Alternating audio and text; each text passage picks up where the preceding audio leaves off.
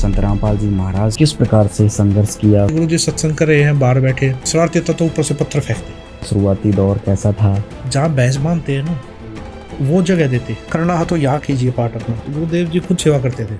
Pipe लगे, pipe ले पीछे पीछे तो पाइप ले, मैं आगे झाड़ू लगाता हूँ। तो जो आपने बताया ये बात बहुत ही अद्भुत है। एक जरूरी बात और बताना चाहते हैं आपको। अमर ग्रंथ साहिब को गुरु जी गले में लटका लेते थे। आपके पिताजी थे संत रामपाल जी महाराज। पिताजियों ने घर आना जाना बंद कर दिया। उसके बाद गुरुजियों ने लगभग घर त्याग दिया।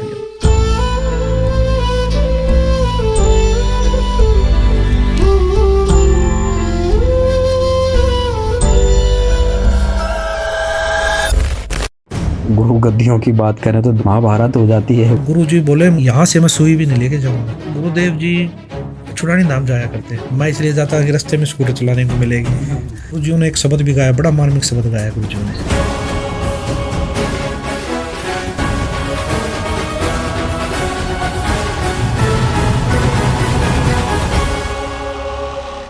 नमस्कार दर्शकों, हमारे पॉडकास्ट में आपका बहुत बहुत स्वागत है। दर्शकों, हमारा आज का विषय है संत रामपाल जी महाराज का जो ज्ञान है, संत रामपाल जी महाराज की जो ख्याति है, संत रामपाल जी महाराज की जो प्रसिद्धि है वो आज विश्व भर में पहुंच चुकी है। संत रामपाल जी महाराज को करोड़ों चाहने वाले हो चुके हैं। तो आज हम सभी के लिए एक ऐसा मुद्दा लेकर आए हैं कि किस प्रकार संत रामपाल जी महाराज ने इस विश्व कल्याण मिशन को सफल बनाया। संत रामपाल जी महाराज का मिशन लगभग 30 वर्षों से चल रहा है। तो किस प्रकार से इस मिशन की शुरुआत हुई, शुरुआती दौर कैसा था, क्या संघर्ष करने पड़े, किन परिस्थितियों से गुजरना पड़ा, उन सभी बातों को आज हम आपको बताएंगे। इन सभी बातों को बताने के लिए हमारे साथ खास मेहमान जुड़े हुए हैं जिन्होंने संत रामपाल जी महाराज के संघर्ष को, शुरुआती दौर को बहुत ही करीबी से देखा हुआ है। तो आइए शुरू करते हैं। हमारे साथ जुड़े हुए हैं संत रामपाल जी महाराज के छोटे पुत्र मनोज दास जी। नमस्कार मनोज जी। अभिषेक जी नमस्कार। सत साहिब जी सच। अभिषेक जी, आपके चैनल पर जितने भी आपके दर्शक हैं सभी को मेरी तरफ से नमस्कार, सत साहिब जी। सर, संत रामपाल जी महाराज के जितने भी करोड़ों चाहने वाले हैं, करोड़ों फॉलोवर्स हैं, उनके सभी के मन में एक उत्कंठा होती है कि उनके गुरुजी ने किस प्रकार से संघर्ष किया, शुरुआती दौर कैसा था। आप संत रामपाल जी के छोटे बेटे हैं, तो आपने किस प्रकार से उन शुरुआती दौरों को देखा है, क्या महसूस किया है, क्या यादें आपके पास आज हैं जो आज हमारे दर्शकों को बता सकते हैं। अभिषेक जी, सबसे पहले मैं आपके चैनल के माध्यम से बताना चाहूँगा कि यह हमारा सबसे बड़ा सौभाग्य है। मेरे भाई बहनों का, मेरे परिवार का सबसे बड़ा सौभाग्य है कि हम संत रामपाल जी महाराज जी के घर में हमारा जन्म हुआ और संत रामपाल जी महाराज जी के परिवार में हम पैदा हुए। ये हमारा सबसे बड़ा सौभाग्य है जी। हमारे परिवार में दादाजी श्री नंदलाल जी, दादी जी श्रीमती इंद्रो देवी जी, और गुरुदेव जी 2 भाई और 4 बहनें, यानी कि मेरी 4 बुआ और मेरे चाचा जी और गुरुदेव जी हुए। और हमारे परिवार में हम 4 भाई बहन हैं। 2 मेरी बहन है, एक मेरे बड़े भाई साहब है, एक मैं हूँ, सबसे छोटा मैं हूँ परिवार में। सर, अब आपसे हम उस शुरुआती दौर के बारे में जानना चाहते हैं। कब संत रामपाल जी महाराज ने नाम दीक्षा ली। संत रामपाल जी महाराज आपके पिता थे, अचानक वो आपके गुरु बन गए, आप भगवान मानने लगे। वो शुरुआती दौर कैसे आपने देखा, एक बार आप बताइए। अभिषेक जी, मैं बताना चाहूँगा, जब मैं छोटा था तब से देखता था। मेरी उम्र लगभग 5-6 साल की थी। पीछे की चीज़ों को याद करता हूँ तो संत रामपाल जी महाराज जी ने 1988 में स्वामी रामदेवानंद जी महाराज जी से नाम दीक्षा ली जी। नाम दीक्षा लेने के बाद काफ़ी साधु संतों का घर में आना जाना हमारे हो गया। तो काफ़ी संख्या में साधु संत आते थे। तो 1-1, 2-2 दिन का सत्संग होता था। अच्छा। तो उसमें संत रामपाल जी महाराज जी जो साधु संत आते थे उनको लेके आना, उनको छोड़ के आना, बस स्टैंड से लेके आना, या फिर जहाँ वो रहते थे, जिस भी आश्रम में कुटिया में रहते थे, वहाँ से लेके आना, छोड़ के आना। कई साधु संत जैसे अगर चलने की अवस्था में नहीं होते तो उनको, उनके लिए भी व्यवस्था करना, संत अच्छा। रामपाल जी महाराज जी करते थे। अच्छा। जब वो साधु संत घर में आते थे तो वहाँ पर रात को सत्संग होता था, तो उनके रहने की व्यवस्था, सर्दी होती तो गर्म पानी की व्यवस्था, हर प्रकार की व्यवस्था पिताजी करते थे। अच्छा। जो व्यवस्था करते थे तो हम देखते थे, मेरे भाई बहन, मेरी मम्मी सभी मिलके सेवाएं करते थे वहाँ। तो उनके लिए खाना बनाना, उनके लिए उनको खाना खिलाना, लंगर लगाना वहाँ पर, पूरी पंडा उसकी व्यवस्था करना, तो लंगर में खाना खिलाना। और उसके बाद वो इतने रहते तो उनको रात को सोने की, सर्दी होती तो रात को रजाई गदेले की व्यवस्था, यानी कि सारी व्यवस्था गुरुदेव जी करते थे, घर पे ही करते थे। घर पे ही करते थे वो चीज़ें। तो उसके बाद हमने ये चीज़ें हमें वहाँ सीखने को मिली, ये प्रेरणा हमें गुरुदेव जी से ही मिली कि भाई कोई भी साधु संत आए, कोई भगत आए तो उसको किस प्रकार उनके साथ व्यवहार करना चाहिए, उनकी कैसे सेवा करनी चाहिए। ये चीज़ें हमें बचपन से ही मिली हैं सीखने को और देखने को। जी सर, उस समय आपका बचपना था, तो उम्र के साथ बढ़ते बढ़ते आपने किस प्रकार से और संत रामपाल जी महाराज का जो मिशन चला, आगे बढ़ा, किस प्रकार से और देखा, कुछ यादें हों वो बताइए सर दर्शकों को। सन 1988 में संत रामपाल जी महाराज जी ने नाम दीक्षा ली। उसके बाद गुरुदेव जी, उनके साथ में जो अधिकारी थे, संत रामपाल जी महाराज जेई की पोस्ट पे नौकरी करते थे, तो उनके साथ जो अधिकारी थे उनको भी समझाते, और उनके साथ और भी जो कर्मचारी होते उनको भी समझाते, परमात्मा का तत्व ज्ञान समझाते, और स्वामी राम देवानंद जी महाराज जी के पास जाकर उनको नाम दीक्षा दिलाते। अच्छा। मैंने ये चीज़ें काफ़ी देखी है कि गुरुदेव जी, संत रामपाल जी जैसे घर से चलते, कई बार मुझे भी उनके साथ जाने का सौभाग्य प्राप्त होता, क्योंकि मैं बच्चा था, छोटा था। तो कई बार छुट्टी होती मेरी, तो मैं जिद कर लेता है इस चीज़ की, मैं पापा साथ चलूँगा। मैं तो पिताजी साथ लेके जाते। अच्छा। उस समय हम जैसे रोहतक रहते थे, हम रोहतक रहने लगे थे, तो वहाँ पर मकान है अपना, तो वहाँ पर मैं जिद कर लेता। तो वहीं ड्यूटी थी गुरु जो की 20-30-40 किलोमीटर दूर ड्यूटी होती, तो गुरु जी अपनी बाइक पे बैठा के आगे मुझे साथ लेके जाते जी। तो मैं देखता था गुरुदेव जी वहाँ तक भी अपनी भक्ति करते जाते थे। हाँ, मैंने देखा कि गुरु जी बैठे हैं, तो मैं जैसे बोलता चलता, तो गुरुदेव जी मुझे भी बोलते, मंत्र कर। अच्छा। मैं बाइक पे बैठा, मंत्र प्रथम मंत्र मिला हुआ था। आपको कब नाम दीक्षा प्राप्त हुई? मुझे 1989 में नाम दीक्षा प्राप्त हुई। उस समय मैंने स्वामी रामदेव जी महाराज जी से नाम दीक्षा ली। अच्छा। गुरु जियों ने पूरे परिवार को, दादा गुरुदेव जी है स्वामी रामदेव जी महाराज, उनसे नाम दीक्षा दिलाई। अच्छा, पहले संत रामपाल जी खुद नाम दीक्षा लेके आए, फिर आपके पूरे परिवार को नाम दीक्षा दिलाई? हाँ, पूरे परिवार को दादा गुरुदेव जी से नाम दीक्षा दिलाई। अच्छा अच्छा। पिताजी बोलते मंत्र करो, मंत्र करते हुए चलो वहां तक। अच्छा। मैं तेज बोलने लग जाता मंत्र। अच्छा। और पिताजी भी साथ में, बोला ऐसे बोलो, पिताजी भी साथ में करते, मैं बोलने लग जाता। कई बार भाई बच्चा था, अटक जाता भाई भक्ति करते करते, पिताजी वहीं से फिर रिपीट करवाते, नहीं ऐसे नहीं, ऐसे करो, गुरुदेव जी ने ऐसे बताया, ऐसे करो। मैं देखता था, सुमन करते रहते थे। मैंने कहा अपनी भक्ति जहाँ से स्टार्ट हुई वहाँ से चलते, और अपने जहाँ पर ड्यूटी थी वहाँ तक पहुँच गए।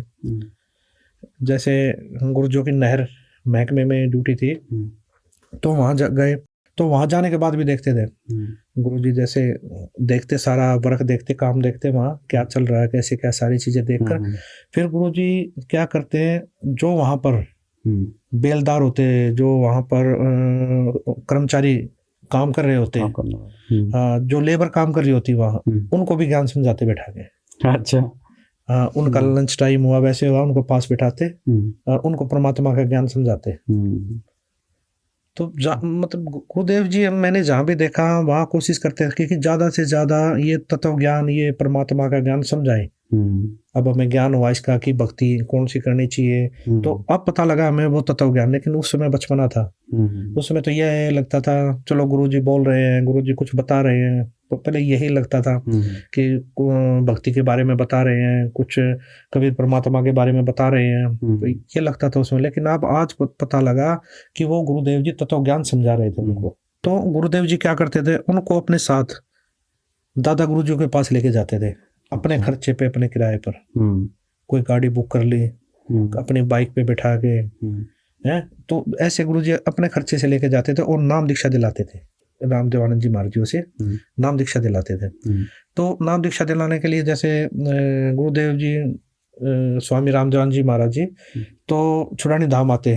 अच्छा, वहाँ उनका आश्रम था। हाँ, छुड़ानी धाम एक गरीबदास जी संत हुए हैं, तो उनको कबीर परमात्मा जी मिले थे। जी। वो कबीर परमात्मा जब मिले तो गरीबदास जी को सतलोक दिखा के लाए, वो सचखंड, वो सचखंड दिखा के लाए। तो वो दिखाने के बाद जो जो चीजें उन्होंने देखी वो सारी अपने ग्रंथ साहिब में लिखी, जिसकी वाणी 3 दिन चलती है। तो वो अमर ग्रंथ साहिब गरीबदास जी ने वो लिखवाया। तो वो 3 दिन का पाठ चलता है वहाँ पर। तो वहाँ पर एक ये लगा लीजिए एक आश्रम टाइप बना हुआ है, 3 दिन का वहाँ पाठ चलता है। तो वहाँ पर स्वामी रामदेवानंद जी महाराज जी आते थे।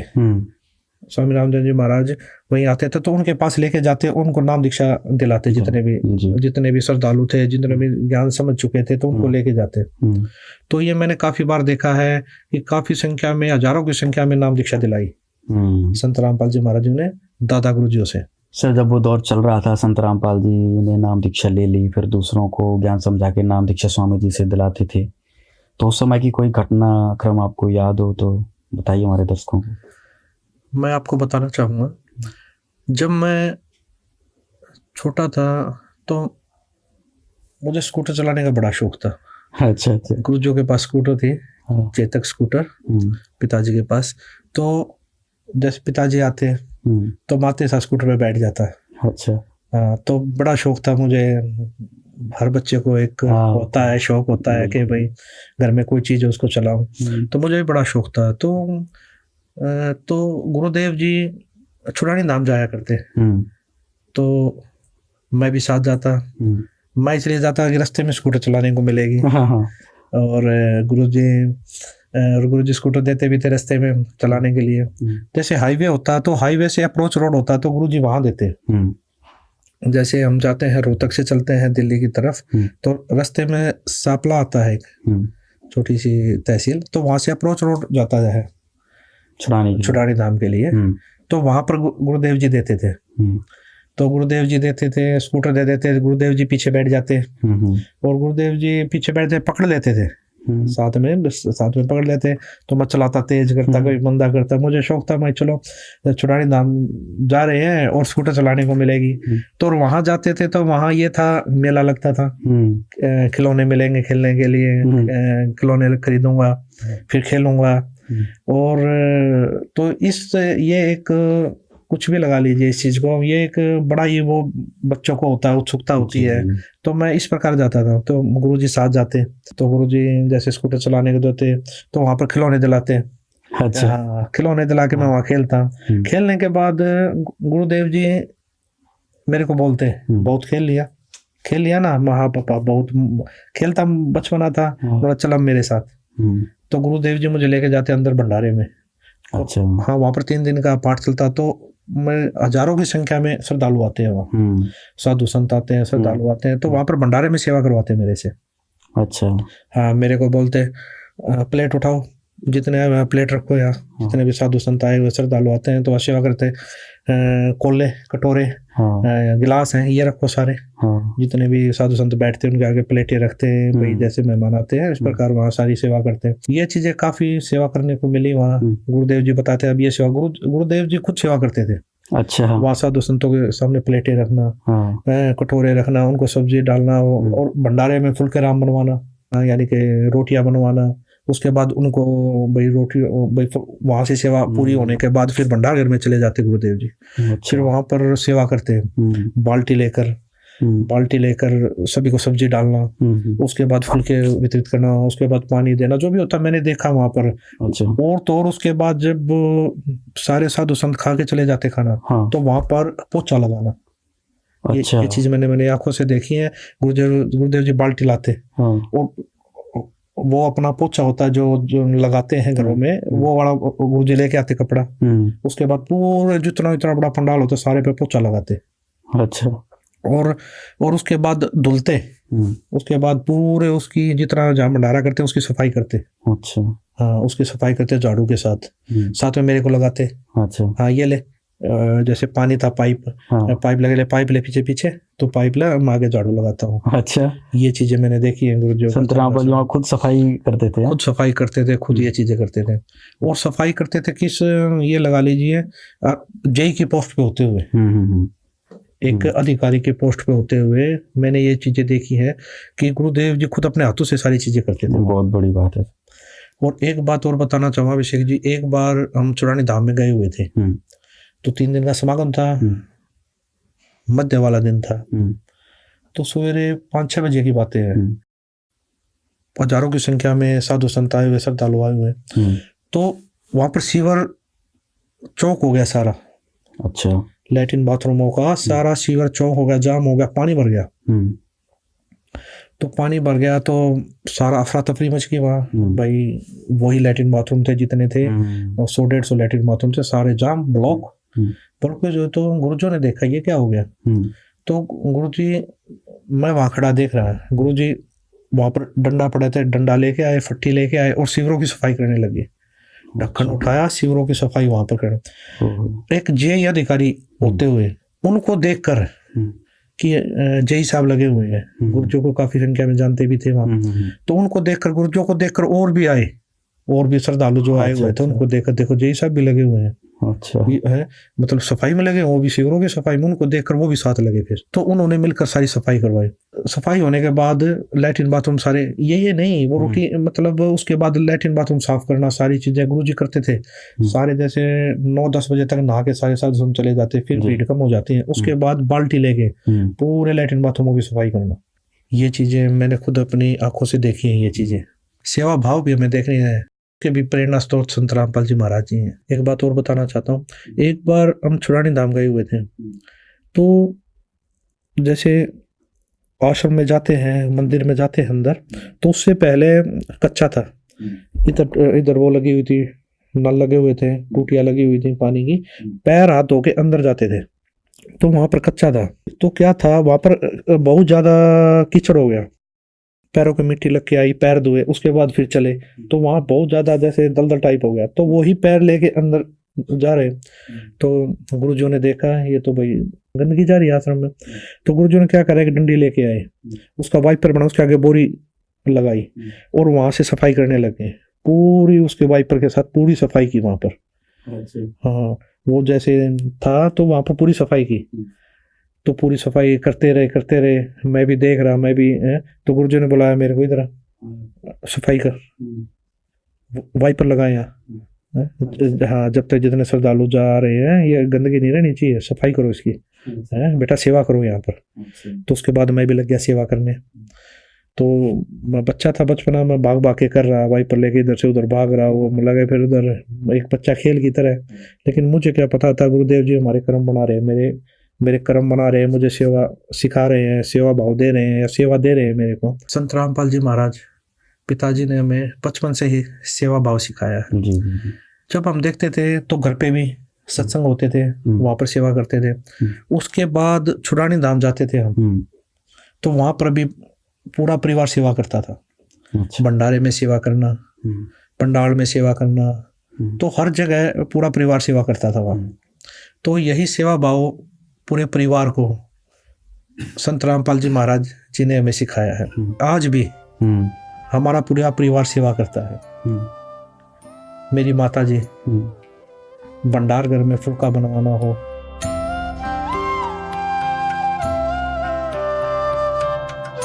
सफाई की सेवा हो,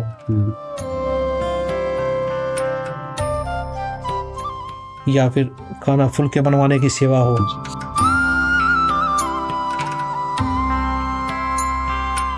मेरे भाई,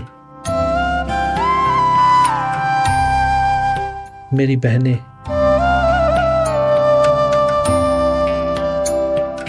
हम आज अपना बहुत बड़ा सौभाग्य मानते हैं। आज भी हम संगत में सेवा करते हैं।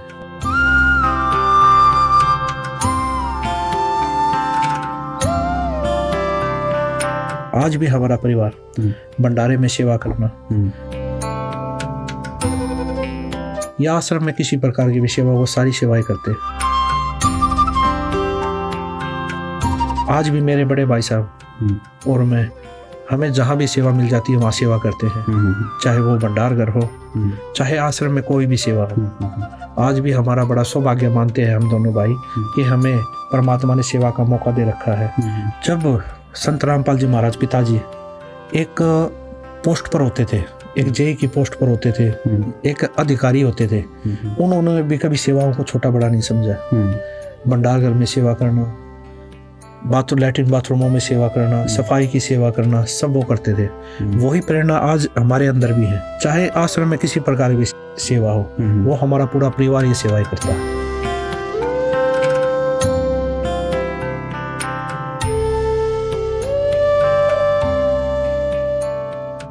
और हम अपने आप को ये भी नहीं मानते कि हम संत रामपाल जी महाराज जी के परिवार से हैं, तो हम ये सेवाएं नहीं करेंगे। तो हमारे अंदर आज भी ये चीजें है नहीं कि हम कोई भी ये सेवा छोटी है, ये सेवा बड़ी है। तो हम सभी सेवाएं करते हैं और ये सभी प्रेरणा हमें संत रामपाल जी महाराज जी से मिली। अच्छा सर, बचपन में कुछ और याद हो? संत रामपाल जी महाराज सब पाठ करने जाते थे, आप जब वो घर से ड्यूटी से आते थे, तो इस प्रकार की कुछ और याद जुड़ी हो उनसे रिलेटेड, आपको याद हो वो बताएं एक बार। अभिषेक जी, एक बार की बात है, गुरुदेव जी पिताजी ड्यूटी से आए, जब मैं छोटा था, ड्यूटी से अपनी बाइक से आए, तो बाइक लगा दी, तो मैंने देख लिया पापा जी आ गए, तो मैं पापा भाई आते था तो मैं चिपटता था पापा आ गए, पापा आ गए। अच्छा। और मैं भाग बाइक पे बैठ गया, तो मैं खेलने लग गया। तो पिताजी बोलकर नीचे 2-4 मिनट बोला सभी को, ठीक हो, मम्मी से, भाई से, बहनों से, सभी से मिलकर। तो 2-3 मिनट में गुरुजी ऊपर चले जाते थे। अच्छा। तो ऊपर चले गए। ऊपर क्या था, हमारा रोहतक में मकान है, तो मकान है उसके ऊपर एक कमरा बना हुआ है, तो वहां पर चले गए गुरुजी वहां चले जाते थे। वहां जाके गुरुजी अपनी भक्ति करते थे। अच्छा। सिर्फ 2-4 मिनट ही टाइम देते थे नीचे, पूछा सब ठीक हो, बातचीत छोटी मोटी हुई, जो बस 5 मिनट में सारी बातें करके गुरुजी ऊपर चले जाते। तो उसके बाद मम्मी, मैं बाहर खेल रहा था, मम्मी अंदर से बाहर आई, बोले आपके पापा आ गए, आपके पिताजी आ गए, पापा आ गए। पता लगा? हाँ पापा आ गए, देखो ये बाइक रही, मैं खेल रहा हूँ, हाँ पता लग गया, मिल लिया मैं, यानी कि मेरा था मिल लिया पापा से। बोला अच्छा। बोला पहले पानी दे के आओ और फिर चाय, मैं चाय बना रही हूँ, फिर चाय दे के आई ऊपर। अच्छा। तो मैं पानी लेके गया, पहले पानी दे के आया, तो उसके बाद दोबारा 10-15 मिनट लगे, फिर मैं चाय ले गया पिताजी के लिए ऊपर। तो मैं क्या देखता हूँ, तो वहाँ दरवाजा जैसे थोड़ा ऐसे कर देते हैं, बंद ना करते हुए ढाल देते हैं थोड़ा। तो मैंने क्या किया, मैं तो अपनी मस्ती में लेके कप और वो ट्रे में गया, भागा, हाथ में ट्रे थी, गेट खोला, थोड़ा ट्रे के साथ, कोई पैर के साथ थोड़ा गेट खोला एकदम। तो मैं क्या देख रहा हूँ, गुरुदेव जी बैठे हुए हैं, एक रूम था ना, नीचे बैठे हैं और रिकॉर्ड कर रहे हैं, कैसेट रिकॉर्ड कर रहे हैं। तो कैसेट जैसे अपने आप ही रिकॉर्डिंग पे लगा रखा, अपने आप ही बोल रहे हैं, शब्द बोल रहे हैं, अपने आप ही जैसे सत्संग कर रहे थे। तो मैंने दरवाजा खटखट किया, तो गुरुजन ने देखा भाई चाय आ गई, गुरुजन ने बंद कर दिया बोलते बोलते। तो ये चीजें मैं कई बार देखता था। हाँ, तो एक बार देखा जैसे गुरुदेव जी रिकॉर्डिंग कर रहे हैं, तो उसके बाद एक रिकॉर्डर था, टेप रिकॉर्ड टाइप, वो रिकॉर्ड, तो एक और रख रखा, उसमें से फिर उसमें रिकॉर्ड करे कैसेटों में। अच्छा। तो ये चीजें मैं देखता था। तो गुरुजी रिकॉर्डिंग करके फिर वो कैसेट फ्री में देते थे, कैसेट बना के फिर फ्री में देते। हाँ, गुरुजी बनाते थे वहाँ कैसेट लाला के रिकॉर्ड। पहले तो सत्संग करते, उसके बाद जैसे शब्द गाते, सत्संग रिकॉर्ड करते, फिर कैसेट बनाते, फिर मैंने देखा फ्री में देते थे गुरुजी। क्योंकि मैंने देखा वहाँ पर, मैं एक बार जैसे मार्केट में गया था, मैं गुरुजी के साथ मार्केट रोहतक शहर में जाता, तो वहाँ पर फ्री में कैसेट देते थे गुरुजी, किसी के पास बैठ के समझा के बोला। उसके बाद वो क्यों, वो टाइम आदमी है, दुकानदार है, कम दे पाता। अच्छा। मैंने खुद देखा है। तो एक बढ़िया थे, हम गए वहाँ, तो गुरुजी बैठ गए उनके पास जाकर। तो गुरुजी क्यों, बढ़िया के पास तो वैसे टाइम नहीं, दुकानदार के पास तो कभी कोई ग्राहक आ रहा है, कभी कोई 10 मिनट समझाया, फिर उठ के सामान देने चला गया। तो गुरुजी क्या करते थे, बोला ये कैसेट है, ये आप सुन लीजिए। अच्छा। मतलब दिन भर ड्यूटी करते, शाम को आकर कैसेट रिकॉर्ड करते, उसके बाद फिर प्रचार के लिए कैसेट देते। 5-10 मिनट के बाद फिर वो चला जाता, यानी वो चीजें नहीं हो पाती, वो समझ नहीं पाता है, कैसे समझ पाता 5-10 मिनट में परमात्मा का तत्व। तो वो कैसेट देते, गुरुजी फ्री में बांटते थे। और एक बार गुरुजी ने क्या बुक बनवा के लाए गुरुदेव जी। ये छोटे जैसे छोटी बुक होती है, हाँ। मंत्र कार्ड वगैरह, उसके बाद संध्या आरती रामायण ये सत्संग सारी चीजें, तो वो भी गुरुजी अपने ही पैसों से बनवा के लाते, और जो नए श्रद्धालु थे उनको फ्री में देते गुरुजी, उनको फ्री में देते बिल्कुल। तो उसके बाद क्या करते भाई, हम तो बच्चे थे खेलते रहते, तो गुरुदेव जी जैसे शाम को ऊपर होते फिर बुलाते सबको, ऊपर आओ। क्यों? ऊपर से देखते थे खेल रहे हैं, तो शाम को भाई 5 बजे ऊपर बुलाते हैं, तो आरती मंत्र करवाते हैं, यानी कि एक जगत के हिसाब से कहे तो परमात्मा की स्तुति करवाते, भक्ति करवाते, अच्छा, मंत्र करवाते। मेरी मम्मी से पूछते हैं, हाँ इन्होंने मंत्र किए? बोले जी कुछ नहीं किए, खेल रहे हैं तो सारा दिन के। अच्छा, हाँ। तो गुरुजी बुलाते, ऊपर बैठाते, मंत्र करो, आरती करो, संध्या आरती करवाते, मंत्र करवाते। और जब 1-1.5 घंटा हो जाता, उसके बाद फिर भाग लेते हम। अच्छा है, गुरुजी को पापा अब तो होगी आरती भी होगी, संध्या आरती होगी। हाँ, तब गुरुजी कहते ठीक है अब जाओ। तो गुरुजी इस प्रकार भक्ति भी करवाते थे। सर वो दौर चल ही रहा था, आपने इतनी सारी बातें बताई तो बहुत ही अनसुनी बातें हैं और बहुत ही रोचक बातें हैं। ऐसा कोई पल हो जब आपका स्कूल के समय का कोई ऐसी यादगार हो, संत रामपाल जी से जुड़ी हो, आपको याद हो, वो हमारे दर्शकों को बताना चाहेंगे? जब मैं छोटा था तो एक बार मैं स्कूल के लिए तैयार हो रहा था, स्कूल जाने के लिए तैयारी कर ली, ड्रेस वैस पहन ली। तो पिताजी ऊपर एक रूम है, हमारा मकान है, उसके ऊपर रूम है, उस रूम से नीचे आए, मैं बोले कहाँ की तैयारी है? मैं बोला पिताजी पापा जी स्कूल जा रहा हूँ मैं। तो पिताजी बोले अच्छा स्कूल की तैयारी है? माँ जी। मैं बोला चलो दादा गुरुजी के पास चलोगे? मैं बड़ा खुश हुआ, माँ स्कूल से छुट्टी लगेंगे और दादा गुरुजी के पास जाएंगे। तो बड़ी खुशी हुई, माँ हाँ जी चलूंगा चलूंगा। उसके बाद पिताजी ने मम्मी जी को बोला कि इसको तैयार कर दो और 2 जोड़ी कपड़े डाल दो, हम स्वामी रामदेव महाराज जी के पास पंजाब में तलवंडी बाई जा रहे हैं। तो मम्मी जी ने तैयार कर दिया, मैं चल पड़ा पिताजी के साथ। तो हम तलवंडी बाई पहुंचे। उस समय आना जाना क्या साधन से करते थे? उस समय बस से गए थे, उस समय संत रामपाल जी और बस से आना जाना करते थे। अच्छा, संत रामपाल जी बस से गए थे? हाँ, मैं और पिताजी संत रामपाल जी महाराज बस से तलवंडी बाई पहुंचे। तो वो टाइम था लगभग 12-1 बजे का था, 12-1 बजे हुए थे। तो हम तलवंडी बाई, जो स्वामी रामदेव जी महाराज के कई आश्रम है, तो वो तलवंडी बाई, मोगा, चुडानी, नजफगढ़, बहुत जगह आश्रम थे स्वामी रामदेव महाराज के। तो और लाखों की संख्या में स्वामी रामदेव महाराज के शिष्य भी थे। तो हम तलवंडी बाई पहुंचे आश्रम में। पहुंचने के बाद श्रद्धालु जो वहाँ सेवा कर रहे थे सबसे सत्साहिब हुई, तो वहाँ बैठे। तो दादा गुरुदेव जी के बारे में पूछे, गुरुदेव जी कहाँ है? तो बताए जी वो विश्राम कर रहे हैं कमरे में अंदर। तो जब विश्राम कर रहे थे तो एक श्रद्धालु बोला जी दादा गुरुदेव जी को उठा देते हैं। तो गुरुजी ने मना कर दिया, नहीं, गुरुदेव जी को सोने दो, जब उठेंगे ना तब मिल लेंगे। ठीक है। तो हम गुरुदेव जी और दादा गुरुदेव जी का कमरा था, उससे बाहर बैठ गए। तो बाहर बैठ गए तो हम श्रद्धालु जो वहाँ सेवा कर रहे थे वो चाय ले आया, तो हमने वहाँ बैठकर चाय पी। तो चाय पी रहे थे, इतनी देर में अंदर से आवाज आई, खटखट की आवाज आई। तो जो सेवा कर रहा था वो, हाँ, जो श्रद्धालु वहाँ हमारे साथ बातचीत कर रहा था, बैठा था, वो एकदम उठ के अंदर भागा। वो माँ क्या हुआ? पिताजी बोले क्या हुआ? गुरुदेव जी उठ गए हैं। तो वो भागा अंदर। तो अंदर गया तो हम बाहर खड़े थे, गुरुदेव जी इंतजार कर रहे थे हम। तो अंदर से जैसे श्रद्धालु ने जाके बताई कि हरियाणा से रामपाल जी आए हैं और उनका लड़का साथ आया है। तो दादा गुरुदेव जी, अंदर से आवाज आ रही, अंदर क्यों नहीं बुलाया उनको? दादा गुरुदेव जी अंदर क्यों नहीं आए, अंदर क्यों नहीं लेके आए आप उनको? अच्छा।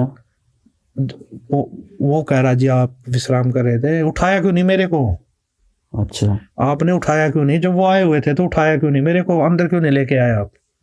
अच्छा। तो एक श्रद्धालु और था, वो भागा आया अंदर से बाहर, ने बोला जी गुरुदेव जी बुला रहे हैं आपको, अंदर आ जाओ, जल्दी आ जाओ, यानी कि जल्दी ही उसमें आओ। तो गुरुदेव जी बोले, बोले क्या बात हुई? उनको रोका, कुछ बात होगी क्या? कि वो बोले कोई ऐसी बात तो नहीं होगी जिससे दादा गुरुदेव जी स्वामी रामदेव जी महाराज मुझसे नाराज हो गए हो कभी? कोई ऐसी बात तो नहीं हो रखी है? गुरु जी बोले, बोला नहीं जी, नाराज नहीं, वो तो यूं कह रहे हैं, वो तो ये दादा गुरुदेव जी ये कह रहे हैं, उनको पहले क्यों नहीं बुलाया? अच्छा। मुझे उठाया क्यों नहीं? वो तो इसलिए बोल रहे हैं। तो उसके बाद अंदर गए, तो दादा गुरुदेव जी यूं देखकर, रूम था, तो दादा गुरुदेव जी यूं देखकर, यूं गेट की तरफ देखकर यूं उठ रहे। अच्छा। यानी कि गुरु जी अंदर आए, उनको देखकर उठने लगे। अच्छा। अपनी चारपाई से। अच्छा। हाँ, उठने लगे। तो गुरु जी, हम स्पीड से चल ही रहे थे, जाके गुरु जी के चरण लिए, चरण लेके गुरु जी के खड़े, तो दादा गुरु जी उठ रहे थे। उठते साथ बोले, जी आप यहाँ बैठिए। अच्छा। दादा गुरुदेव जी बोले, जी आप बैठिए। संत रामपाल जी महाराज, संत रामपाल जी महाराज जी को बोले, जी आप बैठिए यहाँ।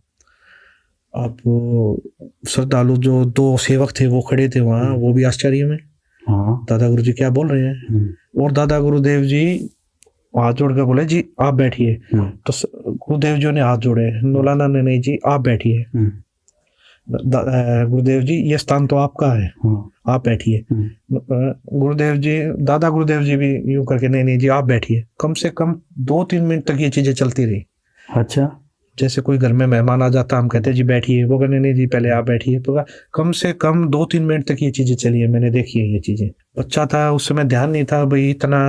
सर ये तो जो आपने बताई ये बात बहुत ही अद्भुत है, क्योंकि सनातन धर्म में, हिंदू धर्म में, अपनी गुरु परंपरा में अगर देखा जाए तो गुरु पद उच्च होता है और शिष्य का स्थान जो होता है वो नीचे होता है।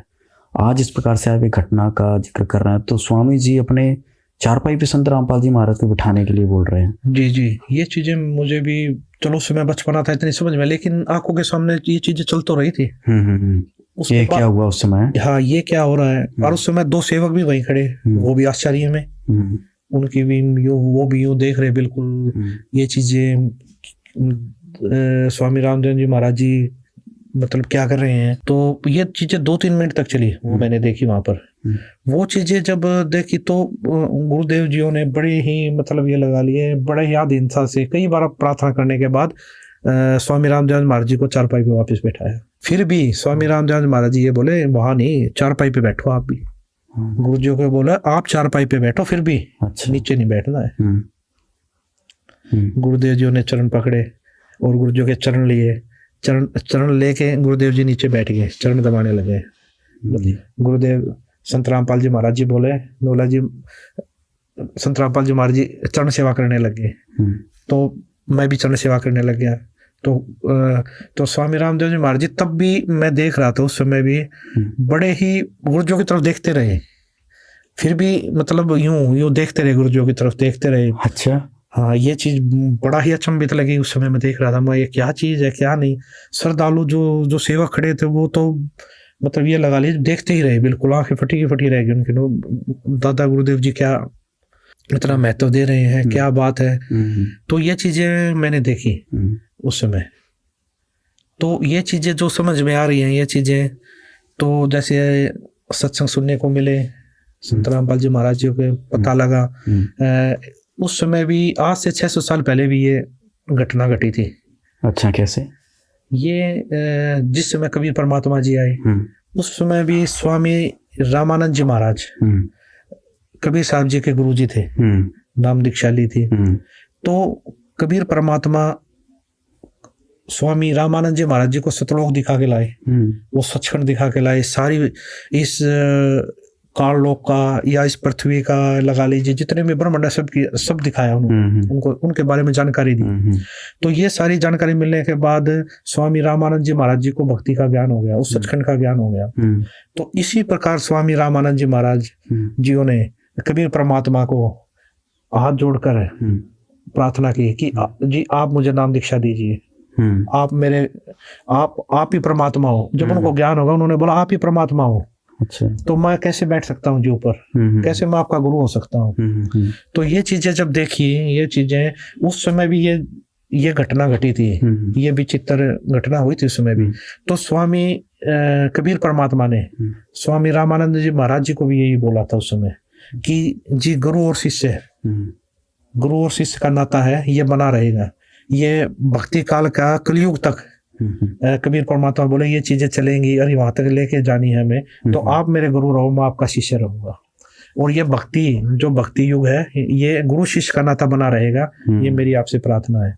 तो ये चीजें अब जो देखने को मिल रही है, ये चीजें कुछ मुझे तो लगा वही बिल्कुल, ये तो वही घटनाक्रम जो अभी आपने 600 वर्ष पहले कबीर जी का बताया, वही घटनाक्रम इस समय आपने जो देखा, ये तो बहुत ही अद्भुत बात है। जो हमारे दर्शक हैं वो इस घटना को देखकर समझ सकते हैं कि ये तो बिल्कुल प्रत्यक्ष दृष्टा थे मनोज जी वहाँ पर। और जो ये घटनाक्रम हुआ, इससे संत रामपाल जी महाराज के जो भक्त हैं वो समझ सकते हैं कि संत रामपाल जी महाराज कौन है। ये तो सर बहुत ही अद्भुत आपने घटना बताई है। इसके साथ सर कोई और याद जुड़ी हो? उसके बाद मैं बताना चाहूँगा एक और अद्भुत जो घटना घटी है मेरी आंखों के सामने, वो भी बताना चाहूँगा आपको जी। मैंने क्या देखा, एक बार स्वामी रामदेवानंद जी महाराज जी बैठे हुए और सैकड़ों की संख्या में श्रद्धालु बैठे हुए। दादा गुरुदेव जी ने संत रामपाल जी महाराज जी को बुलाया। अच्छा। बुलाने के बाद उनको अपने पास बैठाया। अपने पास बैठा के स्वामी रामदेवानंद जी महाराज जी बोले, जितने भी श्रद्धालु वहां बैठे हुए थे, आज के बाद संत रामपाल जी महाराज जी नाम दीक्षा देंगे सभी को। अच्छा जी, मैं नाम दीक्षा नहीं दूंगा आज के बाद, संत रामपाल जी महाराज जी नाम दीक्षा देंगे। और आगे जो भी नाम दीक्षा लेगा वो संत रामपाल जी महाराज जी से नाम दीक्षा ले। अच्छा।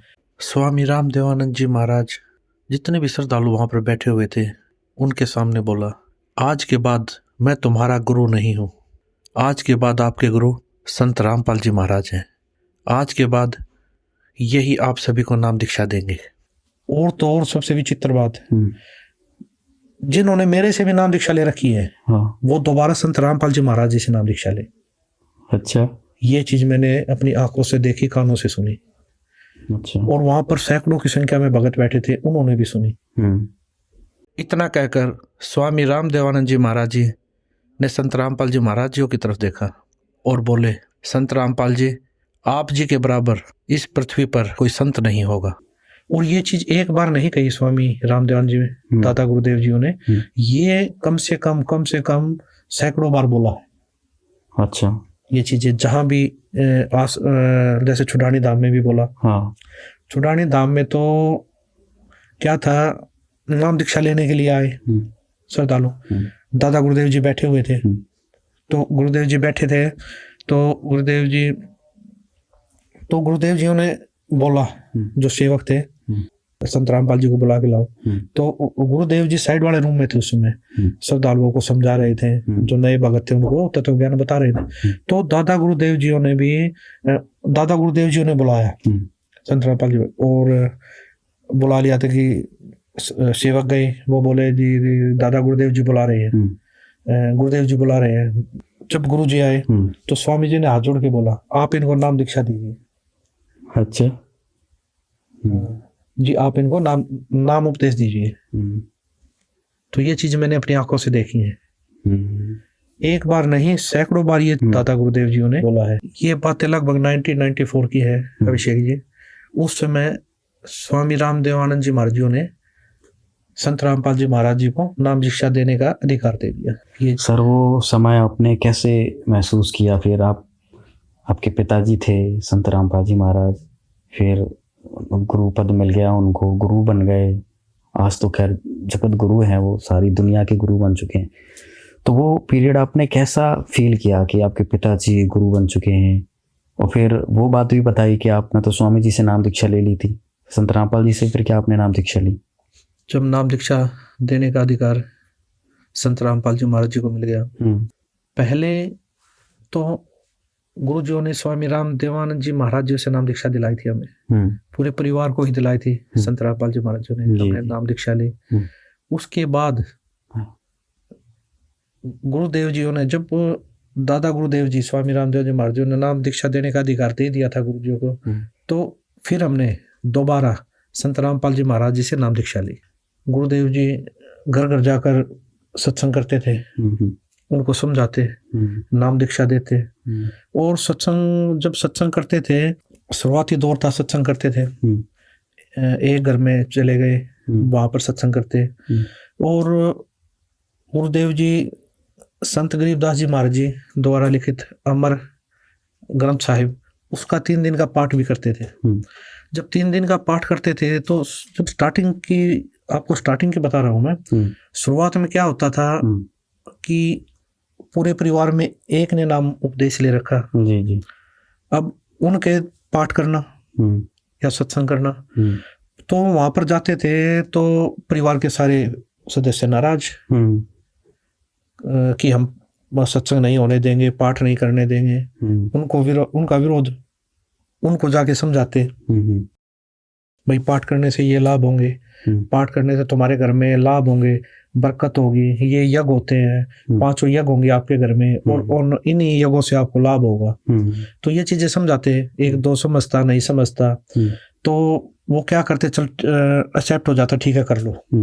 तो वो क्या देते थे, जब गुरुदेव जी देते, या तो जहाँ भैंस बांधते हैं ना, वो जगह देते। अच्छा, करना हो तो यहाँ कीजिए पाठ अपना, जो भी करना चाहते हो एक तरफ करो, या फिर जहाँ पर अपना तूड़ा डलता है, यानी कि पशुओं का चारा डलता है, वो वाली जगह देते। अच्छा, गुरुदेव जी को स्टार्टिंग का संघर्ष था, कोई समझ नहीं पाता, इन चीजों को समझ नहीं रहा था। गुरुदेव जी क्या बताना चाहते हैं, संत रामपाल जी महाराज क्या चीज बताना चाह रहे हैं, क्या चीज देना चाह रहे हैं। तो परिवार का एक सदस्य नाम ले रहा था तो ऑटोमेटिक संघर्ष होना था। बाकी के अगर 6 सदस्य है तो 5 नाराज। तो ऐसी जगह देते थे। तो वहां पर गुरुजी अपने हाथों से जाले उतारते, अपने हाथों से पानी से सफाई करते। और काफी जगह कच्चे मकान होते, तो वहां पर खुद वो करना, सफाई करना, लिपवाना, सारी चीजें करनी।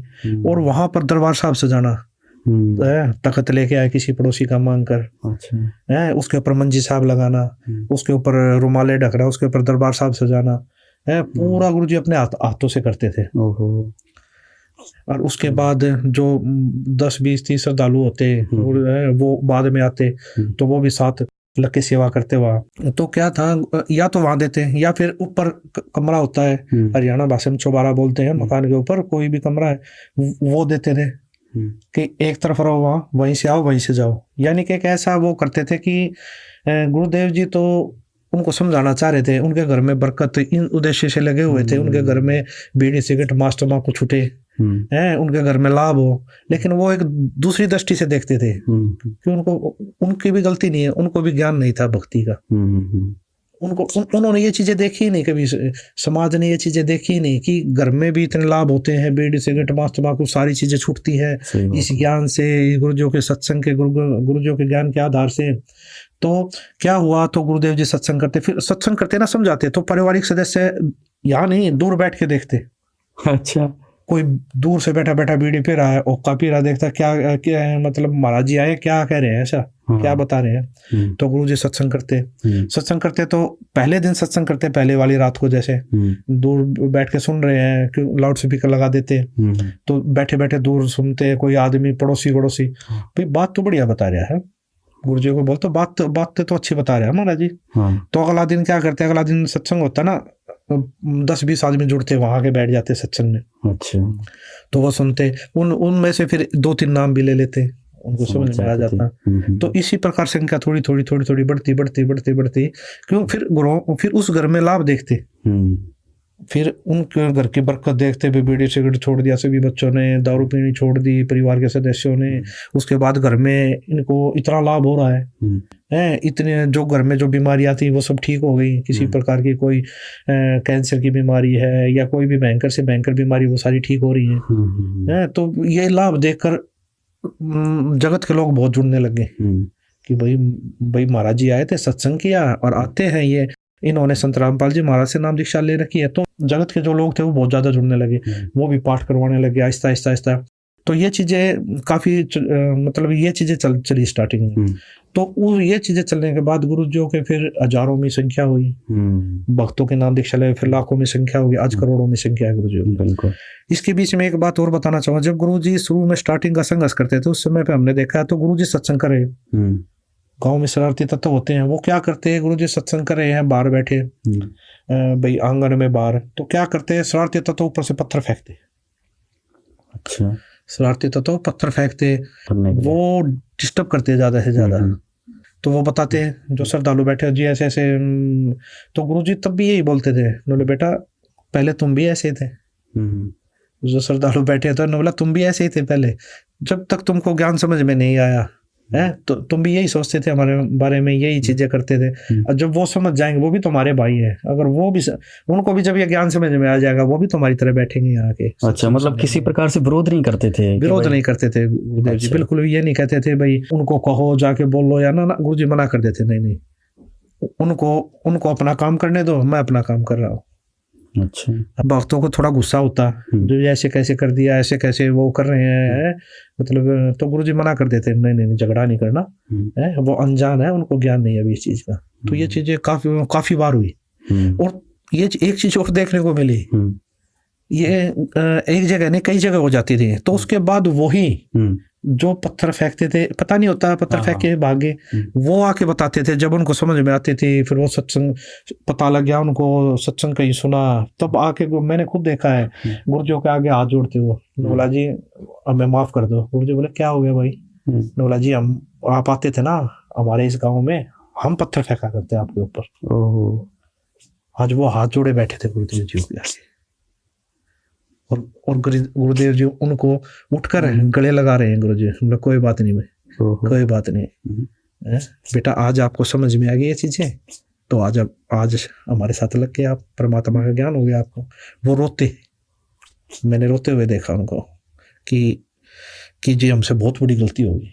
क्यों? उनको तो ज्ञान समझ में आ गया, भक्ति समझ में आ गई थी कि एक संत को सताने का, दुख देने का क्या दर्द होता है। और गुरुजी फिर भी माफ करते, कोई बात नहीं बेटा, तो आप भी हमारे बच्चे, उस समय तुम अनजान थे, आज आपको ये चीजें समझ में आ गई, ज्ञान समझ में आ गया। बहुत कठिनाइयों से दौर गुजरा है वो, गुरुजियों ने बहुत संघर्ष किया है।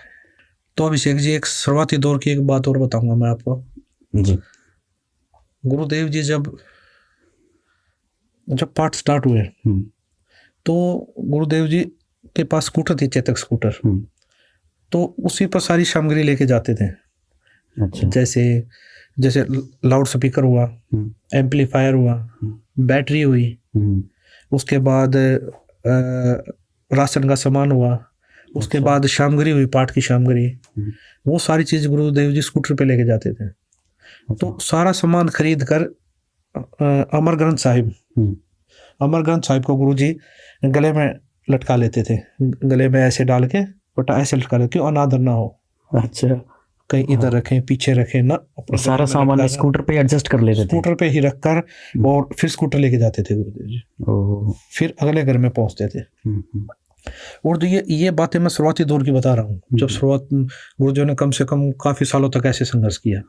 तो ये चीजें क्या थी उस समय जब गुरुदेव जी लेके जाते थे, स्कूटर लेके पहुंच गए भाई, तो एक नया भगत जहाँ पाठ होता हुआ आता, तो वहाँ गुरुदेव जी उसके ऊपर ज्यादा खर्च नहीं होने देते थे। एक नया भगत, गरीब भगत होते, उनका सिर्फ 500-700 हज़ार तक ही खर्चा नहीं देते थे। बाकी जो एक्स्ट्रा खर्चा हो, कम से कम 3-4-5 हज़ार का खर्चा आ जाता था। तो वो गुरुदेव जी अपनी तरफ से करते थे, यानी कि अपनी सैलरी से करते थे गुरुदेव जी। अच्छा। गुरुदेव जी 70 से 75% अपनी सैलरी से दान करते थे गुरुदेव जी। ओहो, अच्छा। 70-75% दान करते थे गुरुदेव जी अपनी सैलरी से। वो कैसे? इस प्रकार सारा खर्चा गुरु जी करते थे। उनका सिर्फ 500-700 हज़ार, वो किस लिए?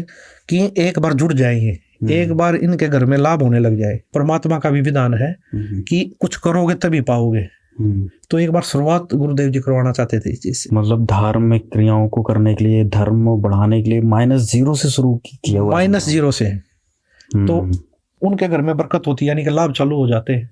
क्यों? यज्ञ हुए हैं पांचों, पूर्ण संत आए हैं, उसके बाद भंडारा पाया, इतने भक्त आए उन्होंने भंडारा पाया, हवन यज्ञ चली, तो ये सारी चीजें होती थी, तो उनके घर में लाभ होते तो उनके पड़ोसी देखते, रिश्तेदार देखते ये चीजें, भाई इनके घर में इतना लाभ कैसे हो रहा है। उनको पता लगा, उन्होंने संत रामपाल जी महाराज से नाम दीक्षा ले रखी है। तो वो भी उत्सुक होते, तो वो भी पाठ करवाते, तो वो भी सत्संग करवाते, पहले सत्संगों में जाते। फिर इस प्रकार गुरुदेव जी का मार्ग बढ़ा, -0 से बढ़ा है गुरुदेव जी में ये मार्ग। सत्संग पाठ ज्यादा होने लगे, उसके बाद गुरुजियों ने लगभग घर त्याग दिया। गुरुजियों ने, पिताजियों ने घर आना जाना बंद कर दिया। अच्छा।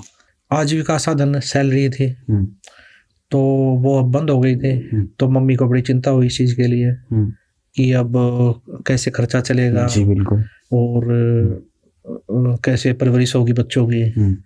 तो मम्मी जी ने क्या किया, मेरे मामा जी को बुलाया। अच्छा। मेरे मामा जी आए, मेरे मामा जी को बताया मम्मी जी ने कि ऐसे ऐसे बच्चों के पिताजियों ने तो आना बंद कर दिया, और कैसे चलेगा, खर्चा कैसे चलेगा, इनकी परवरिश कैसे होगी।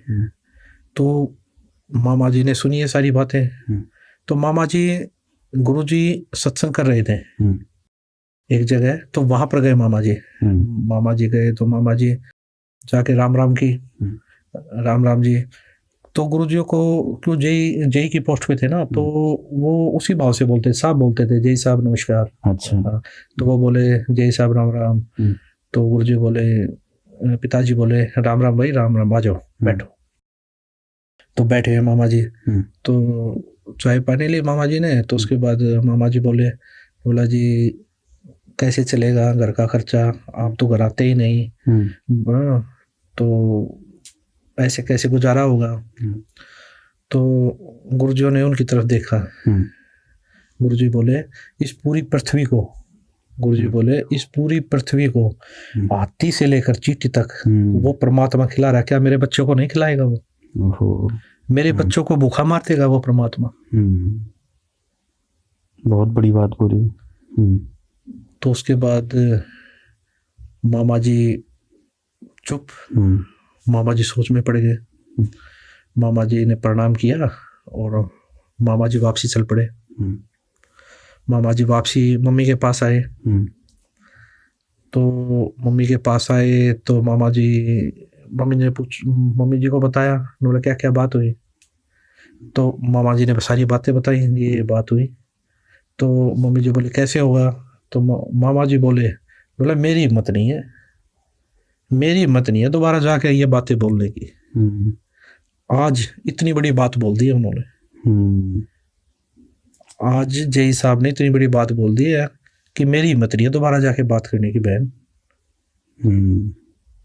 तो ऐसे चलता रहा। कुछ टाइम के बाद फिर मेरे चाचा जी, मम्मी ने अंकल जी को बुलाया, उनको भी बताई भाई खर्चा कैसे चलेगा, बच्चों की परवरिश कैसे होगी। ये चीजें देखकर अंकल जी ये सारी बातें सुनकर फिर वो गुरुजियों के पास गए। गुरुजियों के पास जाकर बोले जी आप सत्संग में जाते हो, भाई सत्संग में जाते हो आते हो, कोई बात नहीं, घर पे भी आ जाया करो, और नौकरी चलती रहेगी, और सारा नौकरी चलती रहेगी और बच्चों की भी परवरिश होती रहेगी।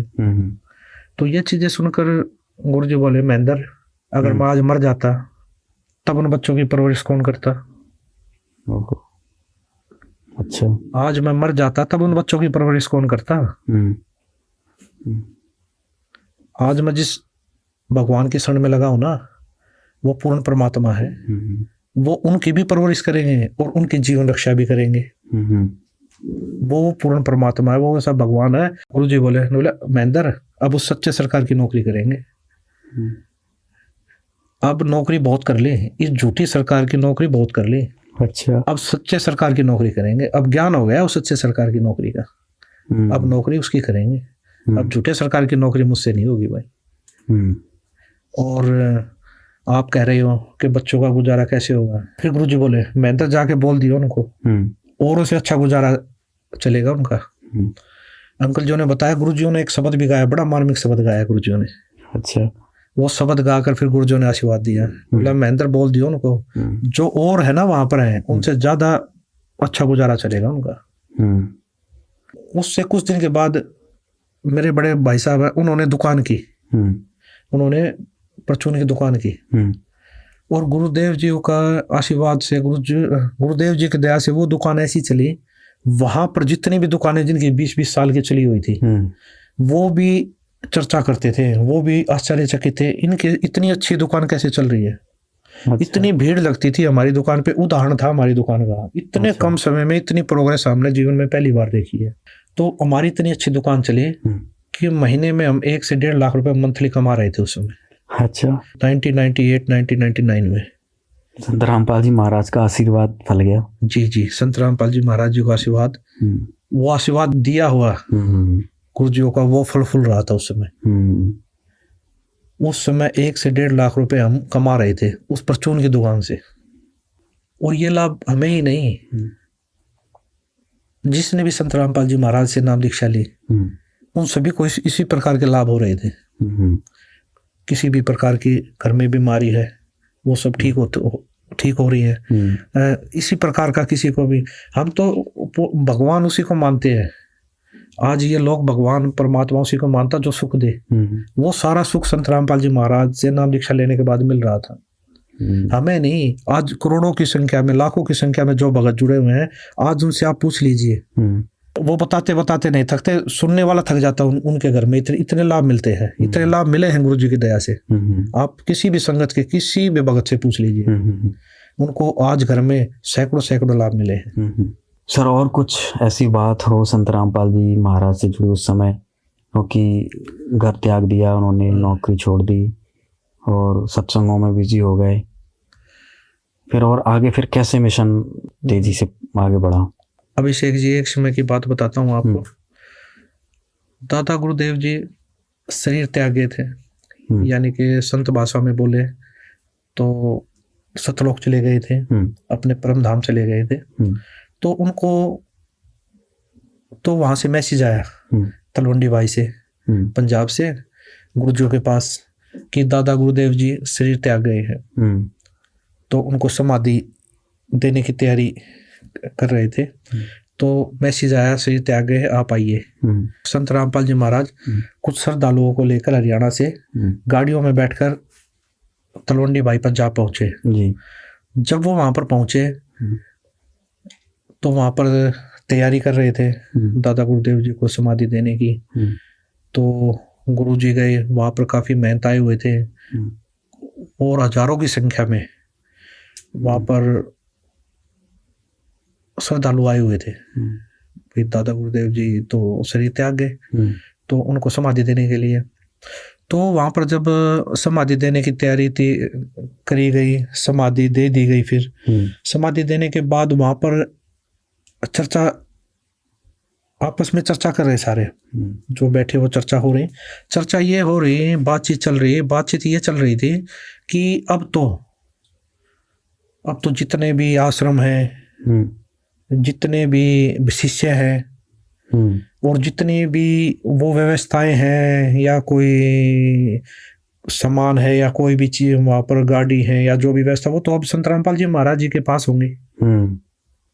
क्यों? गुरु पद संत रामपाल जी महाराज जी को मिल चुका था, और नाम दीक्षा देने का अधिकार संत रामपाल जी महाराज जी को था। दादा गुरु जी ने और किसी को भी नाम दीक्षा देने का अधिकार नहीं दिया जी। तो ऑटोमेटिक जो पुराने, जो वहाँ के भगत थे, महंत थे, उनमें चर्चा हो गई कि अब तो सारा सिस्टम संत रामपाल जी महाराज जी लेके जाएंगे। तो गुरुजियों की जो बातचीत चल रही, तो गुरुजियों को ये बातें सुनाई दी कि बताई भक्तों ने आकर, जो गए जी ऐसे ऐसे चर्चा चल रही है। तो गुरु जी वहां पर खड़े हुए, गुरु जी खड़े होकर बोले कि मुझे कुछ नहीं चाहिए। अच्छा।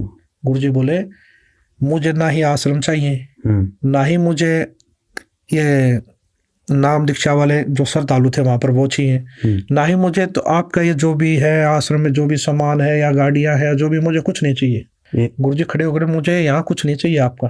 सर, ये तो बड़ी अद्भुत बात है, क्योंकि अगर अपन हिंदू परंपरा में देखें या गुरु गद्दी की बात करें तो जिसको गुरु गद्दी मिलती है तो सारी धन संपत्ति है या आश्रम है सब कुछ उसको ही मिलता है। जी जी जी बिल्कुल। लेकिन संत रामपाल जी ने सब कुछ लेने से मना कर दिया। बिल्कुल, गुरु जी ने सब त्याग दिया वहाँ। बोला मुझे कुछ नहीं चाहिए, सब आप रखिए। हाँ, ये जितना भी है ये सब आप रखिए। आज मैं गुरुदेव जी बोले आज मेरे गुरुजी चले गए, कल को मैं चला जाऊंगा, परसों को आप लोग चले जाओगे। तो गुरुजी ने कम से कम 10 मिनट सत्संग किया वहां पर खड़े होकर इस चीज के ऊपर। अच्छा। और गुरुजी बोले मुझे यहाँ से मैं सुई भी नहीं लेके जाऊंगा। अगर किसी को सच्चा नाम चाहिए, सच्ची भक्ति चाहिए और जिसको सतलोक जाना है तो मैं हरियाणा में मिलूंगा। हरियाणा में आना और अपना कल्याण करवाना जी। तो ये सारी चीजें उसी टाइम गुरुजी सब चीज छोड़कर वापसी, जो भगत उस समय साथ गए थे उनके साथ बैठकर वापसी हरियाणा वापस आ गए। ये तो बहुत बड़ी बात है सर। संत रामपाल जी ने एक चीज भी नहीं ली वहां से, इतना बड़ा गुरु पद मिलने के बाद भी, सब कुछ भार मिलने के बाद भी। अभिषेक जी, सीखने के लिए तो हमें त्याग की भावना भी संत रामपाल जी महाराज से सीखने से मिलती है। बिल्कुल बिल्कुल। अगर हम थोड़ा सा जोर दें अपने दिमाग पर, थोड़ा सा सोचें तो इतना बड़ा त्याग करना ये भी हमें संत रामपाल जी महाराज से सीखने को मिलता है जी। आज तक तो गुरु गद्दियों की बात करें तो दूसरे जो संगठन है या दूसरे जो पंथ हैं उन पे तो महाभारत हो जाती है गुरु गद्दी को लेके, लेकिन संत रामपाल जी महाराज ने तो हाथ तक भी नहीं लगाया इन चीजों। अभिषेक जी, एक बात और बताना चाहूंगा मैं जी। पाठ और सत्संग इतने बढ़ गए थे, गुरुदेव जी इतने व्यस्त हो गए थे, पिताजी मेरी शादी थी। अच्छा। मेरी शादी थी घर में। और संत रामपाल जी महाराज मेरे पिताजी पूना में सत्संग कर रहे थे। अच्छा, उस दिन पुणे में थे? पुणे में थे और पुणे में सत्संग कर रहे थे वो। मतलब शादी में भी नहीं आए वो? जी। वो जन कल्याण के लिए, विश्व कल्याण के लिए इतने समर्पित हो चुके थे कि उनको ये भी ध्यान नहीं था कि आज मेरे लड़के की शादी है। बहुत ही रोचक बातें सर आपने बताई। और ये संत रामपाल जी महाराज के जितने भी फॉलोअर्स हैं, उनके भक्त हैं, ये सारी जो बातें आपने अनसुनी बातें बताई ये बहुत ही अद्भुत थी और कहीं ना कहीं बहुत ज़्यादा आज की हमारी चर्चा से बहुत ज़्यादा सीख मिलने वाली है। अभिषेक जी, एक जरूरी बात और बताना चाहते हैं। क्या है ये विशेष बात, आइए देखेंगे अगले एपिसोड में। तब तक के लिए दीजिए हमें इजाज़त। धन्यवाद।